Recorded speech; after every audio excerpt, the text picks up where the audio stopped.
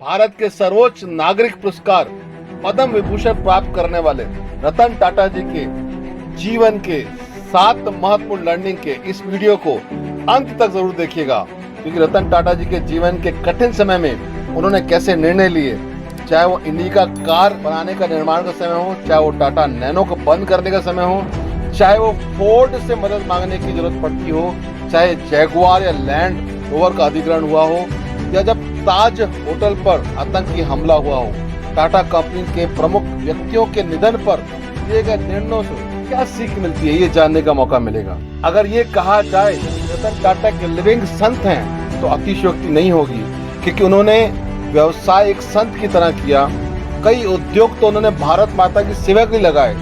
देश को सबसे ज्यादा दान देने वाले व्यक्ति रतन टाटा जी का जीवन संघर्ष और चुनौतियों और उपलब्धियों से भरा रहा। उनके कार्यों में नैतिकता, समाज सेवा, उदारता का अनमोल संगम दिखाई देता है।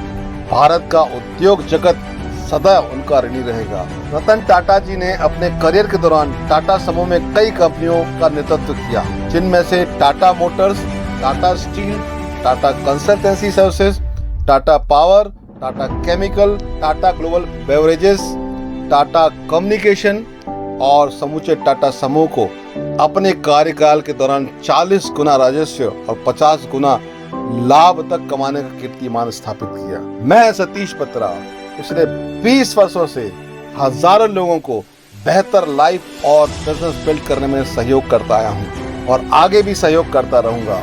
अगर आप हमारे चैनल में नए हैं तो इस चैनल को अभी सब्सक्राइब कीजिएगा, ताकि हम हमेशा जोरदार वीडियो से आपका स्वागत करते रहें। रतन टाटा जी का जन्म 28 जनवरी 1937 को हुआ। वो एक प्रमुख भारतीय उद्योगपति और परोपकारी व्यक्ति हैं। वे व्यापक रूप से टाटा संघ के पूर्व अध्यक्ष के रूप में पहचाने जाते हैं, जो भारत के सबसे बड़े उद्योग घरानों में से एक होता है। 1991 से 2012 तक अपने कार्यकाल में रतन टाटा जी ने टाटा समूह को उच्चतम सफलता दिलाई। नैतिक अभिव्यक्ति, सामाजिक जिम्मेदारी को महत्व दिया। उनके दूरदर्शी निर्णय में टाटा समूह ने वैश्विक स्तर तक सफलता पाई। रतन टाटा जी के व्यवसाय, समाज व देश के लिए किए गए योगदान को कभी भुलाया नहीं जा सकेगा। 7 लर्निंग्स ऑफ रतन टाटा में टाटा सन्स के पूर्व अध्यक्ष रतन टाटा जी से जो पहली सीख मिलती है वो है दीर्घकालिक दृष्टिकोण, यानी long term outlook. Ratan Tata जी ने उद्योग के लिए दीर्घकालिक दृष्टिकोण रखने पर जोर दिया, जिसमें अल्पकालिक लाभ के बजाय स्थायी विकास और सामाजिक प्रभाव पर विशेष रूप से ध्यान दिया गया। दूसरी सीख कर्मचारी कल्याण, एम्प्लॉय वेलफेयर। उन्होंने कर्मचारी कल्याण और सशक्तिकरण के महत्व को पहचाना, एक ऐसी संस्कृति का निर्माण किया जो कर्मचारियों को महत्व देती थी और उनका समर्थन करती थी। तीसरी सीख जो है वह है वैश्विक स्तर पर विकास, ग्लोबल एक्सपांशन। उनके नेतृत्व में टाटा समूह ने भारत की सीमाओं से परे अवसरों का लाभ उठाया और विश्व स्तर तक भारत का परचम लहराया। चौथी सीख जो हमें मिलती है रतन टाटा जी के कार्यों से वह है सामाजिक जिम्मेदारी, सोशल रिस्पॉन्सिबिलिटी।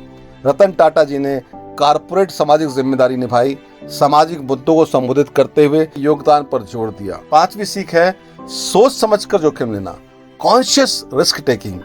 उन्होंने सोच समझकर जोखिम लेने को प्रोत्साहित किया और टाटा समूह के भीतर उद्यमिता पहल का समर्थन किया। छठवां जो सीख उनसे मिलती है वह है उत्तराधिकार योजना, सक्सेशन प्लानिंग। रतन टाटा जी दूरदर्शी थे। उन्होंने संगठन के भीतर एक सुचारू नेतृत्व परिवर्तन सुनिश्चित करने के लिए एक मजबूत उत्तराधिकार योजना प्रक्रिया लागू की। सातवीं और सबसे महत्वपूर्ण सीख जो है उनके कार्यों की वो है नैतिक लीडरशिप, यानी एथिकल लीडरशिप। रतन टाटा जी के कार्यकाल में बहुत से विवादित मामले आए, बहुत सी चुनौतियां आई और बहुत सी उपलब्धियां भी मिली, और उन सब पर उन्होंने जो निर्णय लिए उससे बहुत कुछ सीखने लायक है। रतन टाटा जी के कार्यकाल में टाटा कंपनी को कई प्रमुख घटनाओं से गुजरना पड़ा। कुछ घटनाओं का मैं चर्चा करता हूँ। रतन टाटा जी के दिमाग की उपज थी। एक ट्रक निर्माता कंपनी को 1998 में उन्होंने इंडिका कार का जो है निर्माण किया और एक प्रमुख कार बनाने वाली कंपनी का दर्जा दिलाया। 2008 में रतन टाटा जी के कार्यकाल में टाटा नैनो को लॉन्च किया गया। ये रतन टाटा जी का प्रिय सपना था। वो चाहते थे कि भारत में एक आम परिवार भी अपनी फैमिली को बरसात से बचा सके। ये गाड़ी विश्व स्तरीय बाजार में चर्चा का विषय बनी। सन 2000 में रतन टाटा जी के कार्यकाल में एक समय ऐसा भी आया जब उनकी कंपनी को फाइनेंशियल लॉस झेलना पड़ा।